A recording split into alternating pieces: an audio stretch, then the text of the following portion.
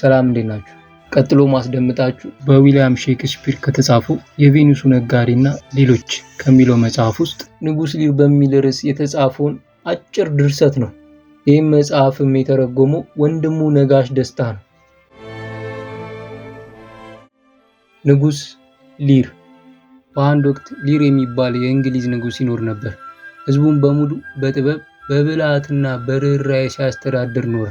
በመጨረሻም እርጅና ተጫጭኖት ጉልበቱ ሲደክም ግዛቱንና ዘውዱን ወጣት ለሆኑ ተከታዮች ማስተላለፍ ግድ ሆነበት። ማዕረጉንና ክብሩን እርግፍ አድርጎ በመተው ቀሪ የህይወቱን ዘመን በሰላም ለማሳለፍ ወሰነ። ንጉስ ሊር ወራሽ ወንድ ልጅ ባይኖረውም የልጅ ድሃ አልነበረም። ጎኔሬል፣ ሬጋን እና ኮርዲሊያ የሚባሉ የሶስት ሴቶች ልጆች አባት ነበር። ሊር ግዛቱን ለእነዚህ ሶስት ልጆቹ ሸንሽኖ ለማከፋፈል እቅድ አወጣ። ጎኔሬል እና ሬጋን አስቀድመው ትዳር መስርተዋል።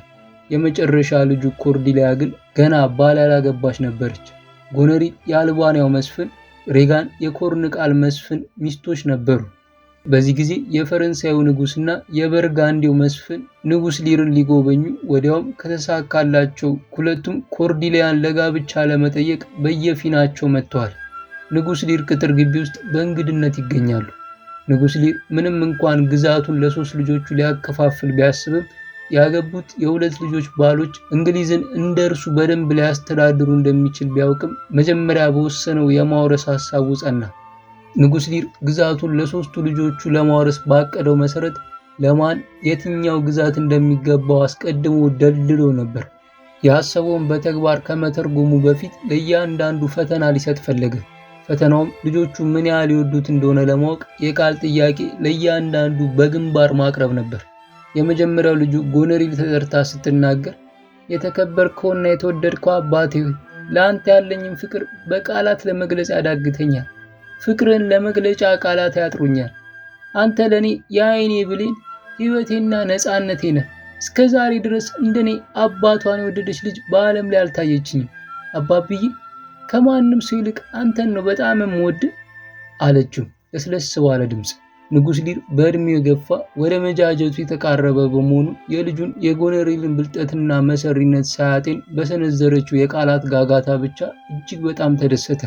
የእንግሊዝ ካርታ እንዲመጣለት አዘዘና ስምኝ ውዲቷ ልጄ ጎኔሬል፣ ቃልሽንና ፍቅርሽን ተቀብያለሁ። ከዚያ እስከዚያ ድረስ ግዛቱ ያንቺ እንዲሆን መርቄልሻለሁ።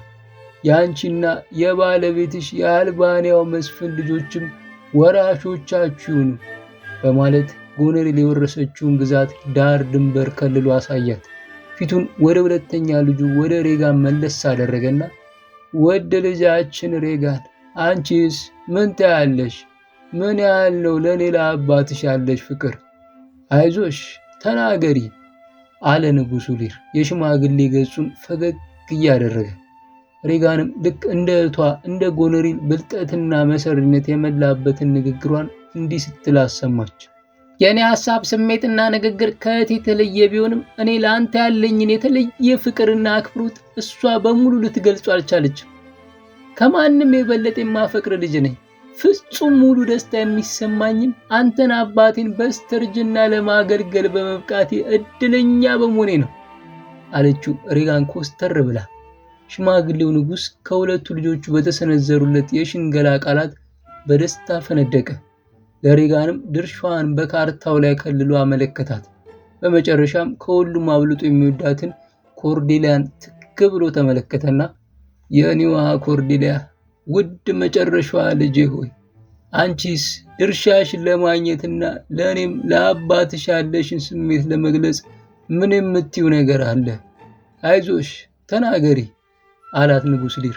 ቀደም ሲል ሁለቱ ታላቅ እህቶቿ በተናገሩት ቃላት ኮርዲሊያ በግና ነበር። ያን ያህል የፍቅርና የምስጋና ቃላት ያዘነቡለት የሽማግሌውን ሀብትና ግዛት ተስገብግቦ ለመውረስ እንጂ እውነትም ከልባቸው እንዳልሆነ ታውቅ ነበር። ከልቧ አባቷን ትወድ እንደነበር በማወቅ ከነዚህ አስመሳዮች ጋር የራሷን ሀቅ ቀላቅላ ለማደናገር ጨርሶ አልፈለገችም።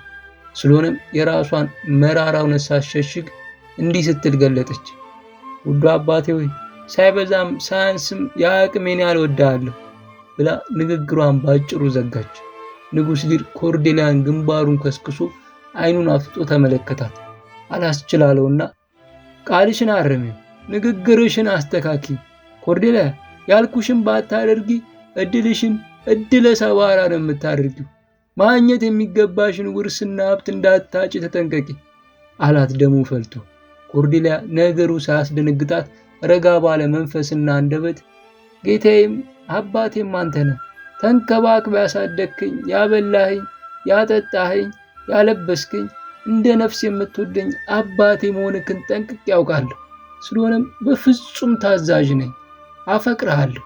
ከማንኛውም ፍጡር በላይ በከፍተኛ ደረጃ አከብርሃለሁ። ነገር ግን አንድ ጥያቄ አለኝ። እህቶቼ ሲናገሩ እንደሰማሁት ከሆነ ሁለቱም በዓለም ላይ አንተን ብቻ ነው የሚያፈቅሩ። አንተን ብቻ የሚያፈቅሩ ከሆነ ታዲያ ለምን ባል አገቡ? እኔ ግን እውነቱን ልንገርህ፣ ባል ቢኖረኝ ግማሹ ፍቅሬና አገልግሎቴ ለባሌ ይሆን ነበር። ማለት አንተንም ባሌንም እኩል አፈቅራለሁ፣ እኩል አገለግላችኋለሁ እንጂ በዓለም ላይ አንተን ብቻ ነው የማፈቅር በማለት ልዋሽ አልፈልግም አለችው ኮርዴሊያ። ንጉሥ ሊርም ቆጣ ብሎ ስሚ ኮርዴሊያ፣ ለመሆኑ አሁን ያልሽው ሁሉ ከልብሽ ነው ብሎ ጠየቃት። አሁን ከልቤ ነው አለች ኮርዴሊያ ፈርጠም ብላ። ጨቅላ ያልበሰለች ጥሬ ብሎ ንጉሥ ሊር ቅሬታውን በምሬት ገለጠ። እጅግ በጣም የሚወዳት የመጨረሻ ልጁ የተናገረችውን ቃል ማመን አቃተው። ኮርዴሊያ ከህይወቷ አብልጣ ተወዶ ይመስለው ነበር። ራሱን ደጋግሞ እንዲጠይቅና እንዲመረምር የኮርዴሊያ ቃላት ይበልጥ አሳሰበው። ንግግሯን ባሰላሰለ ቁጥር ልቡ በሐዘን ይነካ ጀመር። እንዲህ ያለ ንግግር ከልጇ አንደበት አልጠበቀም ነበርና ቁጣው እያደረ በረታ። የተናገርሽ ሁሉ እውነት ከሆነ ከኔ አንዳችም ነገር በውርስ አታገኝ። ከልቤን የተናገርኩት ያልሽው ቃል የአንቺው የሰርግሽ ገጸ በረከት ይሁን። ከኔ ግን ሳንቲም አታገኝም፣ ቃሌ ነው ብሎ ከደነፋ በኋላ ገጻቸውን ፈካ አድርገው ወደሚጠብቁት ልጆቹ ወደ ጎኔሪልና ሬጋን ፊቱን መልሶ ግዛቱን ለሁለቱ ብቻ ማከፋፈሉን አረጋገጠ። አንቺ ግን ከእንግዲህ ልጅ አይደለሽም፣ ክጄሻለሁ። ከኔ የምትወርሺው ምንም ነገር እንደሌለ ወቂ አላት ንጉሥ ሊር ምርር ባለ አንደበት። ንጉሥ ሊር አንድ መልካምና ታማኝ ባለሟል ነበር። ይህም ሰው የኬንት አውራጃ አስተዳዳሪ ነበር። ሊር በልጁ ምክንያት መናደዱን በማወቅ ሊያጽናናውና ሐሳቡን ሊያስለውጠው ሞከረ። ነገር ግን ንጉሥ ሊር ቁጣው ባሰበትና አምርሮ ተናገረው። የንዴቱ መወጫም አደረገው። ከግዛቱም እንዲወጣ ስላዘዘው ያ መልካም ሰው ለምስኪኗ ኮርዴሊያ እያዘነ የቤተ መንግስቱን ቅጽር ግቢ ለቆ ኮበለለ። ንጉሥ ሊርም ለጋብቻ ለመጠየቅና አገሩንም ለመጎብኘት የመጡትን የፈረንሳዩን ንጉሥና የበርጋንዲው መስፍን አስጠርቶ ያቻትላችሁ ከአባቷ እርግማን ብቻ የወረሰችው ሴት ልጅ ከእንግዲህ ከግዛቴ ምንም ድርሻ የላትም። ለመሆኑ እንዳለችው ለማግባት የሚፈልግ አለ ብሎ ንጉሥ ሊር ሁለቱንም እንግዶች በፌዝ ጠየቃቸው። ሊር ለልጁ ለኮርዴሊያ ይቅርታ እንዲያደርግላትና ከግዛቱም ድርሻዋን እንዲሰጣት የበርጋንዲው መስፍን ተማጠነ። ንጉሡ አልበገር ስላለው እርሱም ኮርዴሊያን ላለማግባት ወሰነ። ሁኔታውን በትዝብት ትከታተል የነበረችው ኮርዴሊያ ሰላምና ጤና ለበርጋንዲ ሕዝብ እመኛለሁ። መስፍኑ ከኔ ይልቅ በውርስ የማገኘውን ሀብት ነበር የፈለገው። እንግዲህ እኔ አባቴ ውርስ ተካፋይ ለመሆን ባለመታደሌ ሚስቱ ልሆን አይቻለኝም አለች በምጸት። የፈረንሳዩ ንጉሥ ግን ለየት ያለ ሐሳብ እንዲህ ሲል ሰነዘረ። መልካሟ ኮርዴሊያ ሆይ፣ ለጊዜው ድሃ ብትሆኝም ከሁሉም የሚበልጥ ሀብታም አንቺ ነሽ። ሸጋው ባህሪሽ፣ የአንቺ የተፈጥሮሽ ጸጋና ውበትሽ በመሆኑ ከልቤ እንዳፈቅርሽ አስገድዶኛል አለና የፈረንሳዩ ንጉሥ ፊቱን ወደ ሊር መለስ በማድረግ ንጉሥ ሆይ፣ ይህቺ ውርስ ተከልክላ ሙልጯን የወጣች ሜዳ ላይ ጣልካት ልጅ ለእኔ ግን የዕድል የበር ከፋሽ ስትሆን የሁላችንም ንግሥት ነች አለ በስሜቱ አነጋገር። ውሰዳት፣ የአንተ ትሁን። ከእንግዲህ ልጅ አይደለችም ብያለሁ። አይኗን ለማየት አልፈልግም። ወዲያ ትሄድልኝ። የአባትነት ፍቅሬም ሆነ ምርቃት አይደርሳትም አለ ንጉሥ ሊር ድምፁን ከፍ አድርጎ በቁጣ። ኮርዴሊያ እህቶቿን ለመሰናበት ተዘጋጀች። ሽማግሌው አባቷን እስከ ዕለተ ሞቱ ተንከባክቦ እንዲይዙትም አደራ አለቻቸው። እህቶቿ ግን አሽሙራዊ በሆነ አነጋገር ስለ አባታችን ማሰቡ የእኛ ጉዳይና ኃላፊነታችንም ነው፣ አንቺ ግን ባልሽን ጠንቀቅ አድርገሽ ያዢው ብለው ከአንገት በላይ ተሰናበቷት። ኮርዴሊያ የተወለደችበትን ያደገችበትን ቀዬ ትታ ከፈረንሳዩ ንጉሥ ጋር ጉዞ ጀመረች። እህቶቿ በውርስ ለማግኘት የቋመጡት ግዛትና ሀብት እንጂ ለአባታቸው ደንታ እንደሌላቸው ታውቅ ስለነበር ከንቱ ዓላማቸው ያብሰለስላት ጀመር። በስተርጅናው የሚንከባከበው ሰው አጠገቡ እንደሌለው በማወቋም ስጋት አደረባት። የኮርዴሊያ ስጋት እያደር እውን እየሆነ ሄደ። ሽማግሌው ንጉሥ ሊር ግዛቱን ለሁለቱ ልጆቹ ባከፋፈለበት ጊዜ ስለ ራሱ ኑሮ አንድ እቅድ አውጥቶ ነበር። ይህም እቅድ አንድ ሰሞን አንዷ ልጁ ቤት፣ በሌላ ሰሞን ሌላዋ ልጅ ቤት በተራ እየኖረ እድሜውን በሰላምና በጸጥታ ለመግፋት ነበር። የንጉስነት ማዕረጉም እንደተጠበቀ ሆኖ ከመቶ የማያንሱ ባለሟሎችና የጦር አለቆች አጠገቡ በመሆን ክብርና ዝናውን እንዲጠብቁለት ተደረገ። በእቅዱ መሰረት ከመጀመሪያ ልጁ ጎነሪልና አማቹ መስፍን ቤት በእንግድነት ለመኖር ሄደ። እንደ ማንኛውም እንግዳ መስተንግዶ እንጂ በልጁ አሽከሮች በንብረቱም ሆነ በማንኛውም ነገር ንጉሥ ሊር ምንም መብት አልነበረውም። እየዋለ እያደር ለንጉሥ ሊር አንዳንድ ሁኔታዎች ይከሰቱለት ጀመር። ውርስ ለማግኘት ስትል አባብዬ ከማንም ሰው ይልቅ አንተን ነው በጣም የምወድህ ያለችው ጎነሪ ፊት ነሳችሁ። ምን በላ፣ ምን ጠጣ፣ ምን ይደረግልህ የሚለው ሰው አጣ። አጠገቡ የነበሩት ባለሟሎቹ ገሸሽ ይሉ ጀመር። ይባስ ብላ ጎነሪን በአባቷ ላይ ጥፋት ትፈልግ ጀመር። አሽከሮቿን እንደሚያንጓጥጥባትና ባለሟሎቹም ባለጌዎች በመሆናቸው የእርሷን ቤተ መንግስት ቅጽር ግቢ ደፍሮ እንዳስደፈሩ አድርጋ ማማረሯን ቀጠለች። አሽከሮቿ የንጉሱንና የባለሟሎቹን ትዕዛዝ እንዳይቀበሉና እንዲያውም እንዲያንጓጥጧቸው በስውር አዘዘቻቸው። ንጉሱም ሆነ ባለሟሎቹ ተማረው ግቢውን ጥለውላት እንዲወጡ ነበር የጎነሪል ዓላማ። ንጉሥ ሊር ልጄ ጎነሪል ይህን ታደርግብኛለች ብሎ ማመን አቃተው። የአሽከሮቿ ብልግናና የእርሷም ችላ ማለት ጋድ እየሆነ ሲሄድ መፈጠሩን ጠላ። ሁሉም ሰው እንደጠላውና እንደናቀው አድርጎ ገመተ። አጫዋቹና አስደሳቹ ሆኖ ለብዙ ጊዜ ከእርሱ ጋር የኖረው ሰው እንኳን ችላ እንዳለው ተገነዘበ። አጫዋቹ ኮርዲሊያን ተከትሎ በሚሄዱ እጅግ በጣም አሳዘነው። ይህ ሁሉ ሲሆን ከንጉሱ ጎን ሳይለይ ከፍተኛ እርዳታ የሚያደርግለት አንድ ሰው ነበር። ይህም ሰው ቀድሞ ንጉሥ ሊር ልጁን ኮርዲሊያን በካደበት ጊዜ ሐሳቡን እንዲለውጥና ይቅርታ እንዲያደርግላት በመማጠኑ ተቆጥቶ ከሀገር ያባረረው ታማኝ ባለሟል የኬንት አስተዳዳሪ ነበር። መልኩንና አለባበሱን ለውጦ ማንም ማንነቱን ሳይረዳ ባለሟል በመሆን ዛሬም በመከራ ቀን ታማኝነቱንና አገልግሎቱን ለማበርከት ይመጣል። በንጉሱም መልካም ፍቃድ ታማኝ አገልጋይ እንዲሆን ተፈቅዶለት ስራውን ጀምሯል። ጠቃሚነቱንም በተግባር አሳይቷል። አንድ ቀን የጎነሪል አሽከር ሽማግሌውን ንጉስ በድፍረት ይሰድበዋል።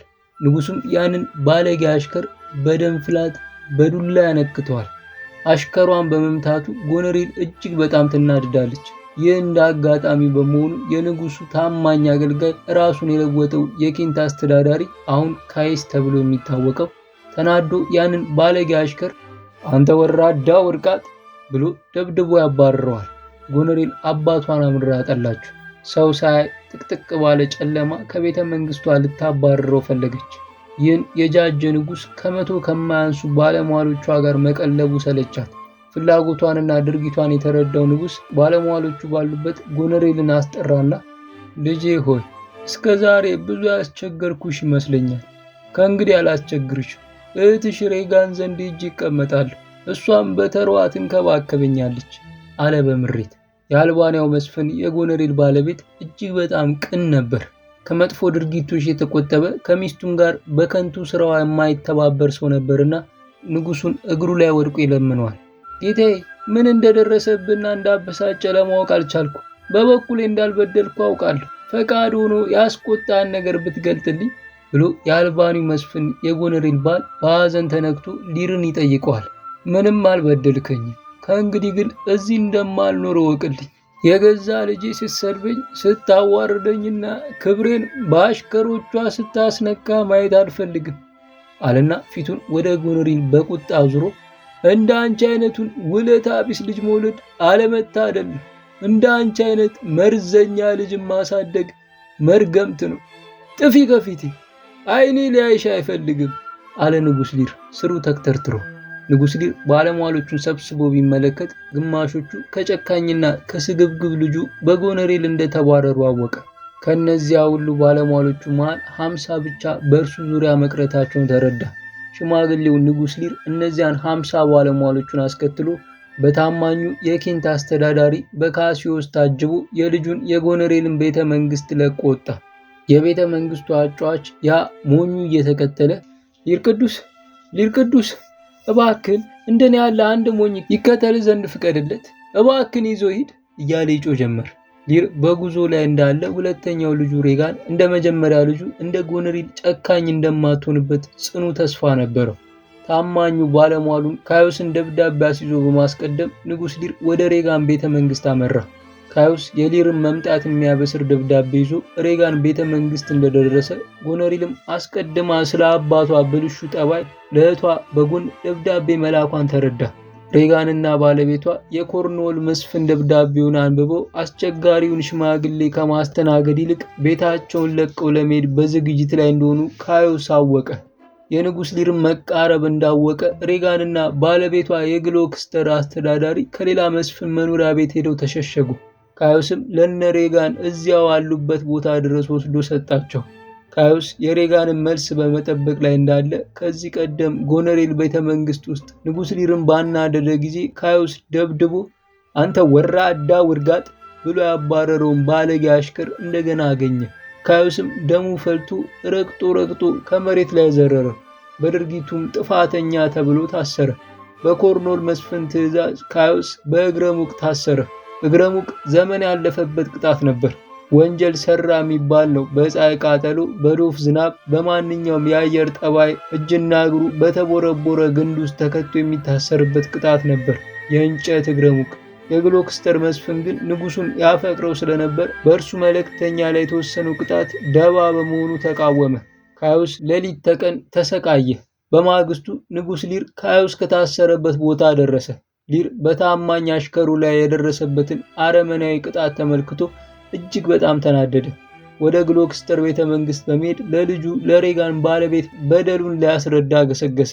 የግሎክስተርን አስተዳዳሪ ብቻ አገኘ። አስተዳዳሪው በደረሰው ጥፋት ይቅርታ ከጠየቀ በኋላ ሬጋንና ባለቤቷ ከረጅም ጉዞ በኋላ ስለደከማቸው ንጉስ ሊርን ለማነጋገር ፍቃደኛ አለመሆናቸውን ገለጸለት። ሬጋንም እንደ እህቷ እንደ ጎነሪል አባቷን ተቀብላ ለማስተናገድ ፍቃደኛ አለመሆኗ የመጀመሪያውን ምልክት አገኘ። እሷም እንደ እህቷ አባቷን ለማባረር እንደፈለገች እያደር ተከሰተለት። በመጨረሻም ሬጋንና የኮርንዎል መስፍን ንጉስ ሊርን ሊያነጋግሩ መጡ። ንጉሱም ከንዴቱ የተነሳ ራሱን መቆጣጠር አቃተው። ልጁ ጎነሪል ያደረሰችበትን በደል ሬጋን እንድታዝንለት ዘርዝሮ ነገራት። ሬጋንም ልክ እንደ እህቷ አባቷን የማታፈቅር ጨካኝ በመሆኗ ትዕግስቱን ይስጥህ፣ እንዲህ አትናገር፣ እህቴ የምታደርገውን ሁሉ ጠንቅቃ የምታውቅ ነች። ለአንተ ማድረግ የሚገባትንና አባትነትንም የምትፍቅ አይመስለኝም። አሁን አደረሰች ያልከውን በደል ሁሉ በበቂ ምክንያት እንደፈጸመችው ቅንጣት ታህል አልጠራጠርም። በምንም አይነት ቢሆን እህቴ ልትወቀስ አይገባትም አለችው ሬጋን ኮስተር ብላ። ንጉስ ሊር በሬጋን ተናዶ ንግግሯን ሊያቋርጣት ሲቃጣ ቀደም አለችና አንተ ለራስህ የጃጃ ሽማግሌ ነህ። ከአንተ በተሻሉ ወጣቶችና አዋቂዎች መመራትና ትዕዛዛቸውን መቀበል ይኖርብሃል። አሁንም ቢሆን ወደ ልጅ ጎነሪል ተመለስና ጥፋትህን አምነህና ተቀብለ ይቅርታ ጠይቃት አለችው። ንግግሯ በጣም ስለመረረው ንጉስ ሊር ድምፁን ከፍ አድርጎ እኔ እሷን ይቅርታ ልጠይቅ አለና በንዴት ገንፍሎ እኔ እሷን እጅ ውድ ልጄ ሆይ አርጅቻለሁ፣ ሽምግልና የሚበጅ አይደለም። አሁንም ተንበርክኬ ምግቤንና ልብሴን እንድትለግሽኝ ለምንሻለሁ እንድላት ትፈልጊያለሽ በማለት ንጉስ ሊር የብሶት ንግግሩን አሰማ። ሬጋን ለአባቷ ምንም ማዘኔት አላሳየችም። ካዮስን ማን እንዳሰረበት ላቀረበው ጥያቄ መልስ የሚሰጠው አጣ። ጎነሪል ራሷ በዚህ ምልልስ ጊዜ ድንገት ከተፋለች። ሬጋን አባቷ ወደ ጎነሪል ቤተ መንግስት እንዲመለስ በመወትወት ላይ ነበረች። በመጨረሻም ሬጋን አባቷን ከእንግዲህ አንተን ላስደስትና ልረዳ አልችልም፣ እኔ ራሴም ብሆን የግሎክስተር እንግዳ ነኝ አለችው። ንጉስ ሊር ወደ ጎነሪል ቤተ መንግስት ሊመለስ ፍቃደኛ ሳይሆን ቀረ። ከ50 ባለሟሎች ጋር ሆኖ ሬጋን ቤተ መንግስት ሊቆይ ግን ፍቃደኛ መሆኑን ገለጠ። እሷ ግን በመቆየቱ ተስማምታ፣ ነገር ግን ከባለሟሎቹ መሃል 25ቱን ብቻ ለመቀበል ተስማማች። አገልግሎት ለመስጠት ከሆነ የእርሷ አሽከሮች ብቻ እንደሚበቁ ማስረዳች። ንጉስ ሊር የሁለቱ ልጆች ክፋትና ስግብግብነት ከተገነዘበ በኋላ ፈጣሪ ጠንካራ ልብ፣ ትዕግስቱንና ብርታቱን እንዲሰጠው ተማጠነ። እናንተ የምድር አማልክት እንደኔ ያለውን ረዳት የለሽ ደካማ ደካማ ሽማግሌ ዝም ብላችሁ ታያላችሁ? በሐዘን የተቆራመድኩ እድሜ በረከት ሳይሆን መርገምት ለሆነብኝ ጎስቋላ ፍጡር ረዳቱን የልጆቼን የጭካኔ ድርጊት እንድቀበል ልቤን አደንድኑት። ከእንግዲህ ፊቴን በሐዘን እንባ አላጥብም አለና ንጉሥ ሊር ሐሳቡን ወደ ሁለት ልበ ድንጋይ ልጆቹ መለሰና በአረመኔያዊ ድርጊታቸው ከእንግዲህ የማዝን መሰላችሁ? አላዝንም፣ አላደርገውም። ለማዘንና ለማልቀስ በቂ ምክንያት ነበር። ለምን ልዘን? ለምን ላልቅስ? ከማዘኔ ከማልቀሴ በፊት ግን ልቤ ሺህ ጊዜ ጭካኔ በተሞላው ድርጊታቸው ደምቷል። አንተ ሞኝ፣ አንተ ተላላ፣ አብረን እንሂድ፣ ተከተለኝ፣ ከእንግዲህ ማበዴ ነው አለና ታማኝ አጫዋቹን ጠራና የሬጋንን ቤተ መንግስት ለቆ ካዮስንና አጫዋቹን አስከትሎ በዚያ ነፋሻማ ምሽት ንጉሥ ሊር ተሰደደ። ትንሽ እንደሄዱ ንጉሥ ሊርንና አጫዋቹን ካዮስ ሊያገኛቸው አልቻለም። በጨለማ ውስጥ ተሰወሩበት። ንጉሥ ሊርና አጫዋቹ በዚያ ነፋሻማ ምሽት መጠለያ ፍለጋ ተንከራተቱ። ሜዳማና ዛፍ አልባ ምድረ በዳ በመሆኑ ከብርድ ከነፋስና ከዝናብ የሚያስጥላቸው ነገር አጡ። የንጉሥ ሊር አእምሮ ልክ ቅዝቃዜ እንዳኮማተረው ውጫዊ አካሉ ደነዘዘ። ቀስ በቀስ ሐዘኑ እየበረታ ሲሄድ ራሱን መሳት ጀመረ። ካዮስ ከረጅም ጊዜ ፍለጋ በኋላ ሊርንና አጫዋቹን አገኛቸው። ምሽቱን እንዲያሳልፉ ሁለቱንም ወደ አንድ የፈረሶች ማደሪያ አሮጌ ጎጆ ወሰዳቸው። ሽማግሌው ንጉሥ አእምሮ በመታወክ ላይ ስለሆነ የሌሊቱ ብርድና ዝናብ አሰቃየው። ካዮስ ንጉሡ ወደዚያች ጎጆ አምርቶ ከብርድና ከዝናብ እንዲጠለል ማባበልና ማሳመን ነበረበት። ሁሉም ተያይዘው ወደዚያች የፈራረሰች ጎጆ ሲገቡ አንድ አስደናቂ ነገር ገጠማቸው። ያኔ ፍርስርሷ የወጣች ጎጆ ራሱን ምስኪኑ ቶማስ ብሎ የሚጠራ እብድ ሰው ንብረት ነበረች። ምስኪኑ ቶማስ ይዘፍናል፣ ያቅራራል። ገደብ የለሽ የብልግና ቃላት ሲያዘብ ንጉሥ ሊር ከሰማ በኋላ ይህ እብድ እንደ እርሱ እንደ ሊር የዘመድ ጥቃት ደርሶበት ለአእምሮ ህመም እንዳደረገው ገመተ። ምስኪኑ ቶማስም ንጉሥ ሊርን አተኩሮ እየተመለከተ ሀብትና ግዛትን ለሁለት ሴት ልጆች አስረከብክ እንዴ? እና የመጨረሻ መኖሪያን እዚህ ልታደርግ ነው አመጣጥ? እያለ በጥያቄ አዋክቦ ጀመር። በመጨረሻም ምስኪኑ ቶማስ ኤድጋር የግሎስተር አስተዳዳሪ የበኩር ልጅ ሆኖ ተገኘ። ለአባቱ ታማኝና ቀና ወጣት ነበር። ታናሽ ወንድሙ ኤድመንድ በተንኮልና ከንቱ ስብከት ከአባቱ አጣልቶ ነበር ከቤተ መንግስቱ የተሰደደ። ኤድመንድ በምቀኝነት በሽታ የተለከፈ ለስልጣን የቋመጠ ነበር። በመሆኑም አባታቸው በኤድጋር ላይ እንዲነሱ ሴራ ጎነጎነ። ኤድጋር የግሎስተር ግዛት ወራሽ እንደሚሆን ስለሚያውቅ ነበር ኤድመንድ አባቱንና ወንድሙን በረቀቀ ተንኮል ያቆራጠጠው። ኤድጋር ከአባቱ ቤት እንደተባረረ ስሙንና መልኩን ለወጠ። ማንም እንዳያውቀውና ይዞም አባቱ ዘንድ እንዳያቀርበው እብድ መስሎ ይኖራል። የግሎስተር አስተዳዳሪ ሬጋን ሽማግሌ አባቷን እንዴት አበሳጭታ እንዲኮበልል እንዳደረገችው በአይን ምስክርነት ተመልክቶ ነበርና ሲጸጸት ቆይቶ ንጉሥ ሊርን ፍለጋ ጉዞ ይቀጥላል። በዚህን ጊዜ ተንኮለኛው ኤድመንድ በአባቱ በወንድምና በንጉሱ መሃል የነገር መረብ ይዘረጋል። ንጉሥ ሊር በዛች በፈራረሰች ጎጆ ውስጥ ብዙ ሳይቆይ ነበር የግሎስተር አስተዳዳሪ ያገኘው። በካሲዮስና በኤድጋር እስካሁን ማንነቱን ያላወቀው እርዳታ የግሎስተር አስተዳዳሪ ንጉሥ ሊርን ወደ ተሻለ ቤት ወሰደው። ያስደንቃል። እስካሁን ካዮስን ሆኖ ሊርን ያገለግልና ይረዳ የነበረው የኬንት አስተዳዳሪ የነበረው ነው። በራሱ በንጉሥ ሊር ከኬንት የተባረረው እንደሆነም ታወቀ። ንጉሥ ሊርም በስውር ይዞ ወደ ራሱ መኖሪያ ወደ ዶቨር ከተማ ወሰደው። ዶቨር የምትገኘው እንግላንድን ከፈረንሳይ በርቀት በሚያመለክተው የባህር ጠረፍ ላይ ነበር። የኬንት አስተዳዳሪ ካዮስ የነበረው ወደ ፈረንሳይ በጀልባ ተጉዞ የፈረንሳዩን ንጉሥ አግብታ ለሄደችው ለኮርዴሊያ በአባቷ ላይ እህቶቿ ሬጋንና ጎነሪል ያደረሱበትን ስቃይ አንድ በአንድ ነገራት። ኮርዴሊያም ለባሏ ጉዳዩን በዝርዝር ካስረዳች በኋላ የፈረንሳይ ጦር ወደ ኢንግላንድ ዘምቶ ንጉሥ ሊርን ከችግር ማዳን እንዳለበት አሳመነችው። እሷ ራሷም አንድ ክፍለ ጦር እየመራች ወደ ዶቨር ተሻገረች። መልካሙ የግሎስተር አስተዳዳሪ ንጉሥ ሊርን በመርዳቱ በኮርኖል መስፍን በሬጋን ባል ሁለት አይኑ እንዲጠፋ ቅጣት ተወስኖበታል። ከቤተ መንግስቱ ተባሮ አውላላ ሜዳ ላይ ተጥሏል። ይህ ሁሉ ሲሆን ታማኙ ኤድጋር አሁንም ራሱን እብድ አስመስሎ ምስኪኑ ቶማስ በመባል አባቱን እየመራ ዶቨር ድረስ ወስዶ ከንጉሥ ሊር ጋር አገናኘው። ንጉሥ ሊር በተፈጠረው ሁኔታ በሐዘን መላ ሰውነቱ ተለዋውጧል። እንደ እብደት ስላደረገውም ኤድጋርንና አባቱን መለየት ተስኖታል። ብቻውን ይለፈልፋል። ከቅጠላ ቅጠልና ከአበቦች ዘንድ መሰል ነገር ሰርቶ ራሱ ላይ ደፍቷል።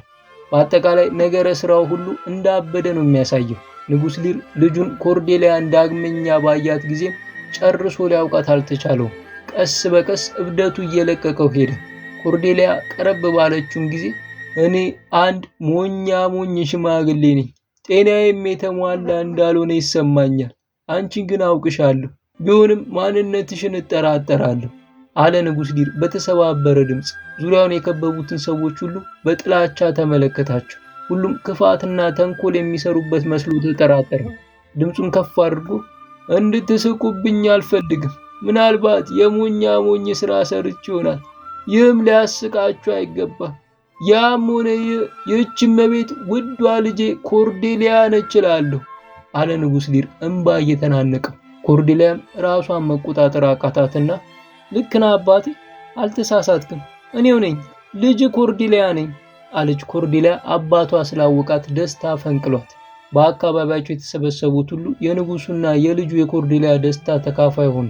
ሐዘን ልቡን ሰብሮት፣ ብስጭት አእምሮን አስቶት የነበረው ንጉስ ሊር እነዚያ ሁለቱ ልጆቹ ያደረሱበትን ግፍ አስታወሰ። ይህችኛዋ ልጁ ኮርዴሊያ በእርግጥ ከልቧ ተወደው እንደሆነም ተጠራጠረ።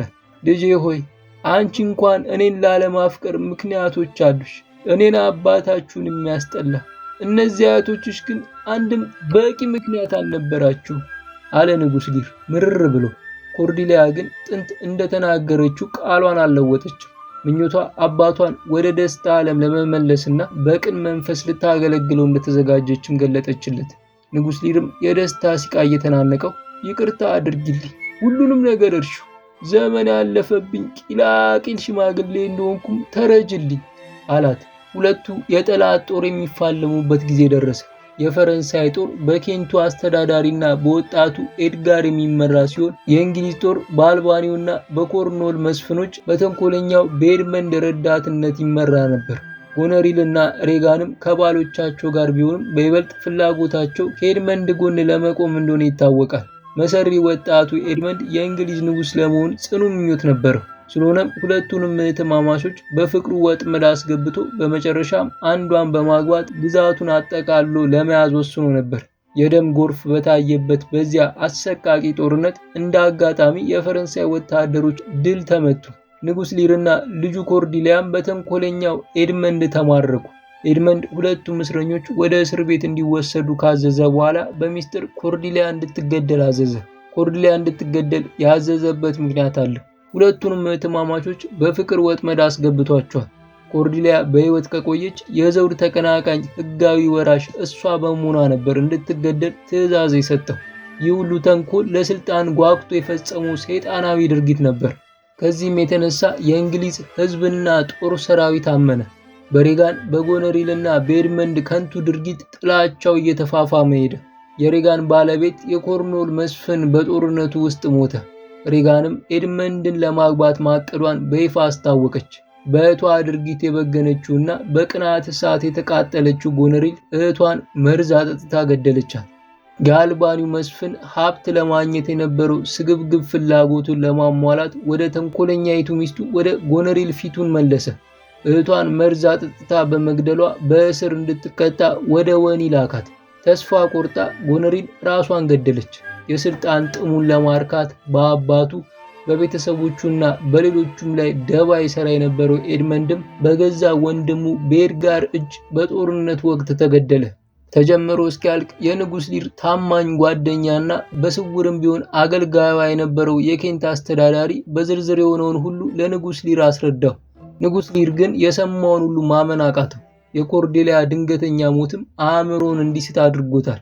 አስከሬኗን አቅፎ በሐዘን ተቆራምዶ በሕይወት ጎዳና የገጠመውን መራራ ጉዞም ለመጨረሻ ጊዜ ሲገልጽ ወዷ ልጅህ ለዘላለም ተለየች፣ ከእንግዲህ አትመለስም፣ በምንም አይነት ውዷ ልጅ አትመለስም፣ የሕይወቴ ብርሃን ጨለመች፣ ተስፋዬ አከተመ አለና ንጉስ ሊር ወደቀ። ልቡ በሐዘን ተሰብሮ ከሚወዳት ልጁ ከኮርዴሊያ አስክሬን ጎን ትንፋሹ አበቃ። የሕይወቱ ምዕራፍ ተዘጋ። የመልካሙ የቀናውና የደጉ ንጉስ ሊር ሕይወት አከተመ።